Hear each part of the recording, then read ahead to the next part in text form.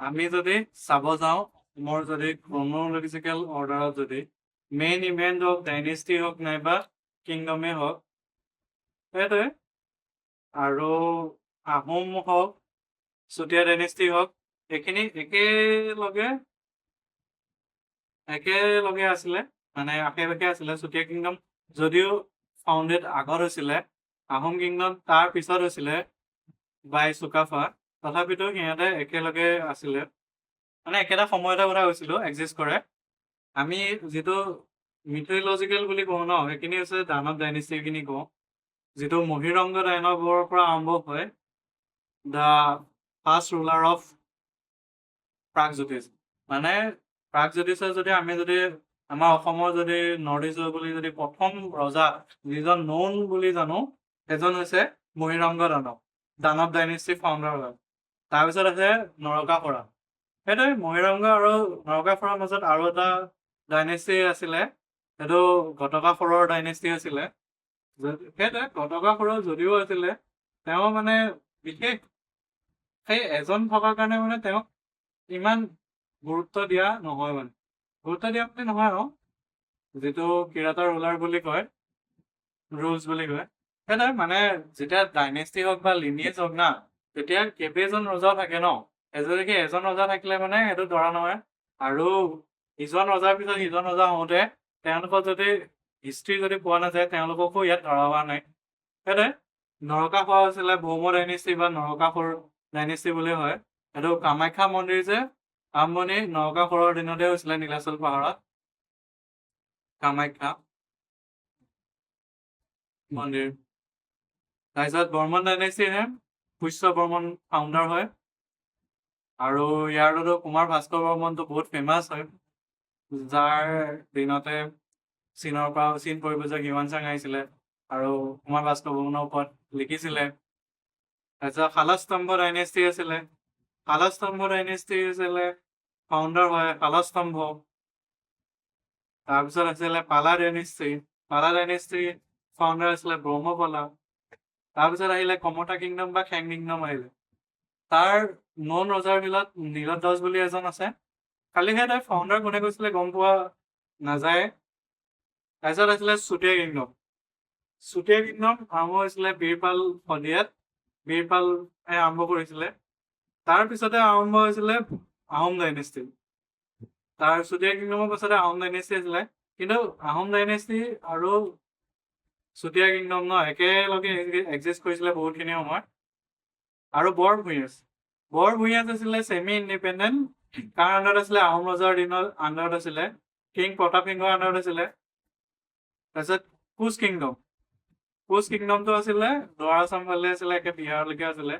বিশ্বসিংহ আছিলে ফাউণ্ডাৰ হয়। কছাৰী কিংডম আছিলে, কছাৰী কিংডমটো একে ডিমা হাছাৰ ছাইডটো আছিলে ন, এইটো আণ্ডাৰ কিং দেদচুঙৰ আণ্ডাৰত আছিলে।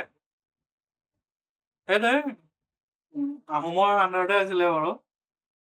আৰু সেইটোৱে কছাৰী কিংডম আৰু ডিমাচা কিংডমখন ন ঘটোৎকচৰ লগত ৰিলেটেড বুলি কোৱা হয় আৰু জনা যায়। তাকে ঘটোৎকচ মানে ভীমপুত্ৰ আৰু হিড়িম্বা পুত্ৰ বুলি গম পোৱা যায় ন। তাৰপিছত জয়ন্তীয়া কিংডম এইটোতো শ্বিলং হয়। শ্বিলং মানে সেইটো মেঘালয়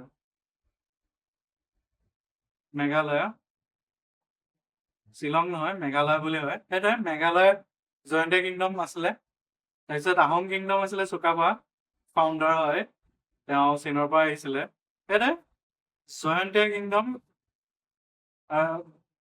সেই এক্সিষ্ট কৰিছিলে, আহোমৰ লগত মানে বন্ধুত্ব আছিলে আৰু আহোমে ৰাজত্ব কৰা নাছিলে বাৰু জয়ন্তীয়া কিংডমত, কাৰণ সেয়া পাহাৰীয়া এলেকা আছিলে ন।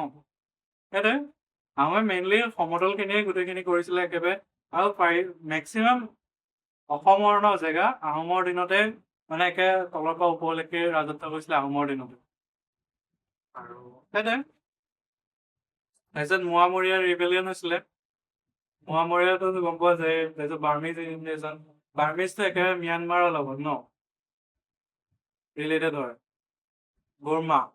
বাৰ্মা আৰু বাৰ্মিজটো এতিয়াও চাগে ম্যানমাৰৰ অফিচিয়েল লেংগুৱেজে হৈ চাগে মোৰ মতে জনাত। Fall of the kingdom fall of the kingdom মানে জয়ন্তীয়া কিংডমেই হওক বা আহোম কিংডমেই হওক ফল হৈছিলে সেইখিনি সময়ত। কাৰণ তাৰপিছতে ব্ৰিটিছ এৰা আহি গৈছিলে ন, আৰু ব্ৰিটিছ এৰা অহাৰ পিছতে গোটেই নৰ্থ ইষ্টৰ ৰাজধানী বুলি ক'লে জিলামূলীলৈ লৈ গৈছিলে। তাৰপিছত এণ্টি কলনিয়েল আপৰাইজিং হ'ল, ফ্ৰীডম মুভমেণ্ট হ'ল, তাৰপিছত ইণ্ডিপেণ্ডেণ্ট পালে 1949। তাৰপিছত ইণ্ডিপেণ্ডেণ্টৰ পাছত কি হ'ল, আছাম একৰ্ড হ'ল। কাৰণ আমাৰ ইয়াৰ পৰা বস্তু যিখিনি আছিলে খনিজ সম্পদ হওক বা যি হওক আমাৰ মানুহখিনিক সুবিধা দিয়া হওক, সেইকাৰণে আছাম একৰ্ডত বহুতখিনি বস্তু হৈছিলে ন। সেইটোৱে সেইখিনি ক্ৰনলজিকেল অৰ্ডাৰ আছিলে। যদিও আছাম একৰ্ডৰ সময়তো সেইখিনি সময়ততো মানুহৰ কাৰণেতো লাগিলে ধৰিব, কিন্তু এতিয়া সেই অসমৰ বস্তুৱে এতিয়াতো পুৰা বেছি গৈছে। অসম বুলি নহয়, গোটেই ভাৰতৰ সকলো বস্তুৱে বেছি গৈছে। কাৰণ এতিয়াৰ দিনত ন প্ৰতিটো বস্তুৱে ইণ্ডাষ্ট্ৰিয়েলাইজেশ্যন হওক, বাকী এনভাইৰমেণ্টৰ কথা ভবাই হোৱা নাই। বাকী ধনী মানুহ ধনী হৈ গৈছে। বিশেষকৈ আপুনি যদি এতিয়াৰ দিনত যদি বহুত ডাঙৰ বিজনেছমেন হয়, আপুনি বিজনেছ বঢ়াব পাৰে। সেইটোৱে ডাঙৰ ব্যৱসায়ীৰ কাৰণে এতিয়া বহুত ভাল দিন চলি আছে। বাকী সাধাৰণ মানুহৰ কাৰণে ভাল দিন কি চলি আছে গম নাপাওঁ। সেইটোৱে এইখিনি আছিলে ক্ৰনলজিকেল অৰ্ডাৰ হয়। আৰু এইটো আপোনালোকে মনত ৰাখিব পাৰে যে কেনেকে কোনখিনি সময়ত কেনেকে আছিলে। সেইটোৱে চুতীয়া কিংডমৰ লগত আহোম কিংডমটো ৰাখিবই। সেইটোৱে মই এইটো আহোম কিংডম মানে পিছত ৰখাইছো এটাৰ কাৰণে, মানে ডাইনেষ্টিটো বহুতখিনি আছে, হিষ্ট্ৰী আছে ন আহোমৰ। এতিয়া চুতীয়া কিংডমৰ এইখিনি পাছতেইতো আহোম কিংডমৰ আহি যায় ন। চুতীয়া হওক, বৰভূঞা হওক, কোচ কিংডম হওক, কছাৰী কিংডম হওক, জয়ন্তীয়া কিংডম হওক, এইখিনি একেলগে এক্সিষ্ট কৰিছিলে বহুতখিনি হ'ব।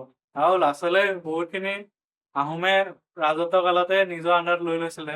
সেইটোৱে আহোমে চবতকে বহুত পাৱাৰফুল আছিলে অসমৰ ভিতৰত। আৰু মহিৰংগ দানৱৰ ক্ষেত্ৰতো সেয়া লিজেণ্ড হয়, মিথিয়লজি হয়, সেয়াৰতো কোনেও গমেই নাপায় মানে কিমান পাৱাৰফুল আছিলে কি কথা। সেইটোৱে এইখিনি আছিলে এটা ক্ৰনলজিকেল অৰ্ডাৰ। আৰু মেইনলিটো হওক তামপত্ৰ হওক, নাইবা শিলত খোদিত কৰা হেৰি হওক, ৰামায়ণ হওক, মহাভাৰত হওক, কালিকা পুৰাণ হওক, যোগিনী তন্ত্ৰ হওক, সেইবিলাকতে মেইনলি গম পোৱা যায় প্ৰাগজ্যোতিষ আৰু কামৰূপৰ কথা। বৰ্তমান যি আছাম বুলি গম পাওঁ, আছাম অসম অসমান।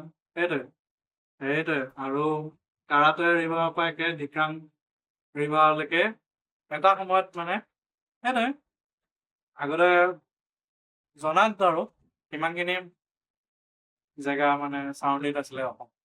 সেইটোৱে এইখিনি আছিলে ক্ৰনলজিকেল অৰ্ডাৰ। আৰু কিবা জানিব আছে যদি কুৱেশ্যন কৰিব।